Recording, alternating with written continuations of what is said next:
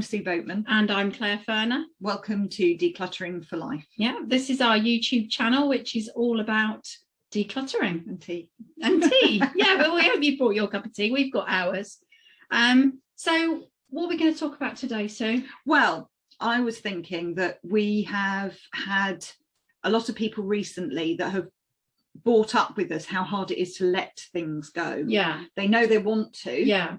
But they just can't quite make that. I agree. And it, unfortunately, it does make it's not about us, but it makes decluttering difficult because what we call it moving the deck chairs around on the Titanic, don't we? Because if you don't actually let things go from your home, all you're doing really is just moving them around. You're not actually creating any more space.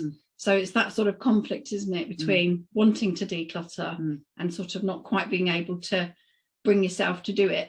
Yeah, and I thought the other day you were saying, it was quite interesting, you were saying about the energy of somewhere, that actually you have to pass things through, move things out to allow an energy to happen in the house. And I think when you go into a house and it's full of clutter, there is a sort of a stagnant feel to it. I don't mean like in terms of a smell, but it's like a feeling, isn't it, that things are stuck. And I believe that if you sort of get things moving, it increases the energy in a positive way. But it can be really hard, I think, because I mean, I've got things that I'm, sentimentally attached to. Yeah. And they might not necessarily, well, they wouldn't necessarily mean anything to anybody else, but and they're not of great value, but they have a value in that they invoke a thought, a memory type of thing. Exactly. So sometimes it's a sentimentality. There's something about that object that is meaningful to that person, and therefore they don't want to let it go for that reason. I think sometimes as well, we notice this particularly in the older generation, don't we? It's that feeling of it might come in handy. Yeah. So there's that feeling. Yeah. People want to keep things for that reason. Yeah. Then I think also it tied in with that is that wastefulness thing, that people think if they let something go that they've never used, or that they maybe bought and it's still got the tags on, it seems like a waste. It feels like wasted money. And so there's that. But I think as well, there's time invested in something. Yeah. So that thing of, well, actually that's been in my attic for 10 years. Yeah. If I get rid of it now, I'm wasting the 10 years that it was there. Yeah. And there's a word for that. There's that phenomenon is actually called the sunk cost fallacy. Oh, is it? And it's to do with psychologically, when you've invested time in something, you will continue to invest time in that thing because it feels like all the time you've previously invested was just a waste. Where actually, if you just walk away from the thing, or you stop doing that thing, you're not actually wasting what you've already done. It's a bit like when you're waiting at a bus stop and you realize that the bus isn't coming. Yes. You're actually better off going off and getting a taxi or something, but you'll continue to wait at the bus stop because you think I've been here all this time. So it's the same idea, basically, sunk cost fallacy. Yeah. And then I think so there's the sort of the sentimentality thing, the waste thing, the investment thing, and then also, what about, a lot of times we get this, don't we, when it's not actually their stuff? Yes. Yeah.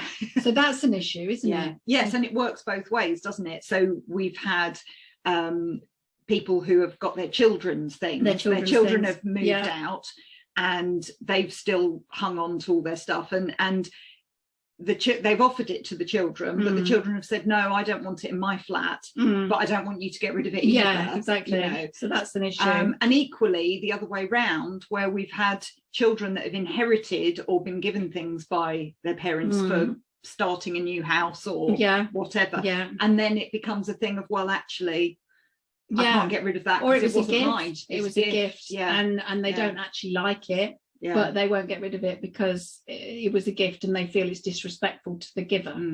So there's lots of reasons. But with the children's things, I sort of think, I mean, I had my first house was tiny. So there were things that were in mum and dad's loft that I didn't want them to get rid of. But equally, I really genuinely didn't have room for them. Yeah.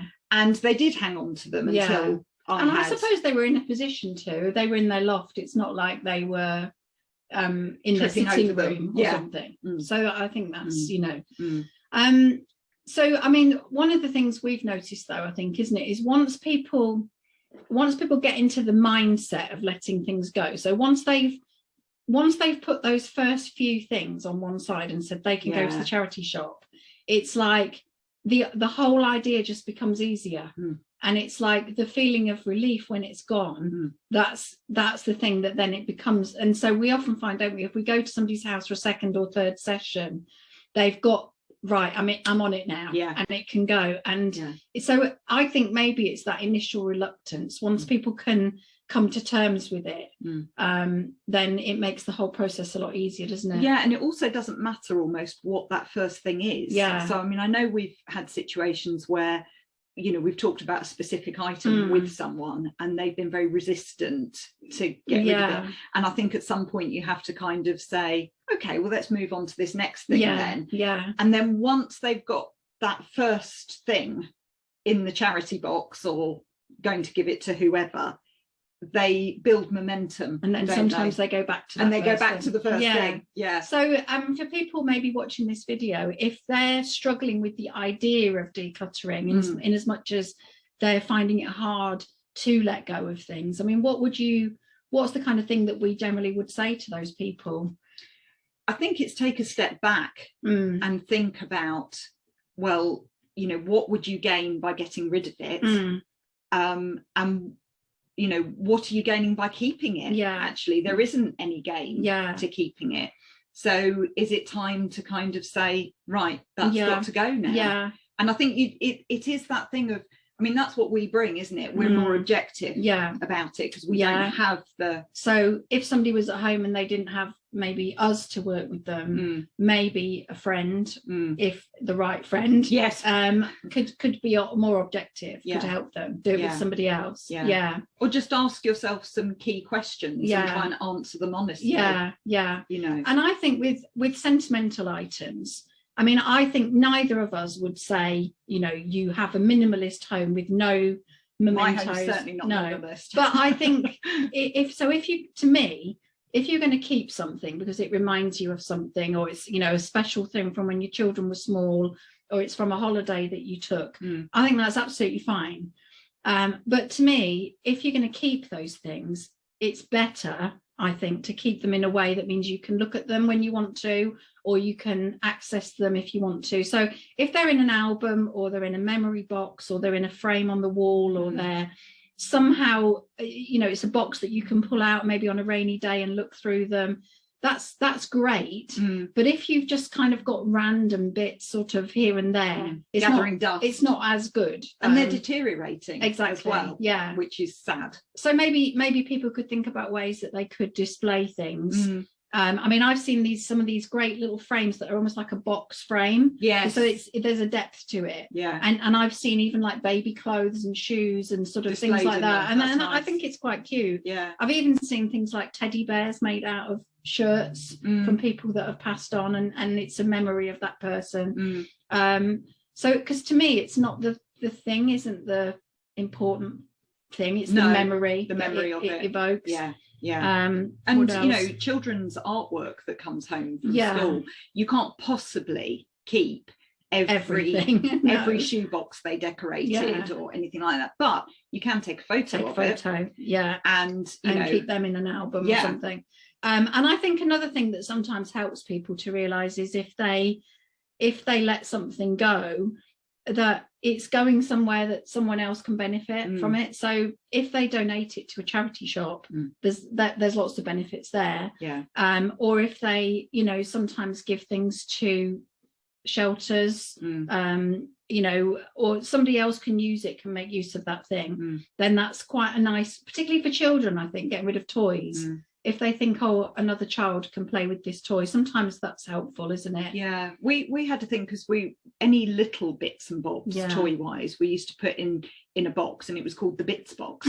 And then the children got to the age where they weren't really going in those boxes anymore. So I said, well, why don't we bag set things up. So they weren't necessarily from the same set, but it was kind of like, you know, I don't know, McDonald's toy from here, and you know, so, and we put them in little bags, and then took those to the charity shop so that they could sort of sell the bag for £1 or something. Nice, it had idea. a mix in it, but the point was the kids really enjoyed putting them together, so it made it more so fun. it's quite nice. So I think if you're out there and you're wanting to declutter, but you're struggling with the idea of letting things go, I think, just like Sue said, really just ask yourself those questions of, really, why am I keeping this thing? What am I gaining? And what am I gaining? And is there anything else I can do with it? Either donate it or use it or have it on display, but don't just have it shoved under the bed or in the back of a cupboard, because it's not really bringing you any value in that way. It's just sort of, it's just collecting dust. It is just clutter. So anyway, we hope you found our musings over a cup of tea helpful. And if you liked the video, please hit the like button underneath and subscribe to the channel, because it really helps more people see the videos. And we have got a link in the notes underneath to download our free ebook, which is the quick and easy guide to decluttering. So do download that if that would be helpful. And we're more than happy to answer any questions as well. If there's something very specific to you, absolutely, you know, get in touch. Drop us an email or DM us. And we'll see you here for a cup of tea in a week or two. Take care. We talk about Christmas. Yay! Bye. Bye.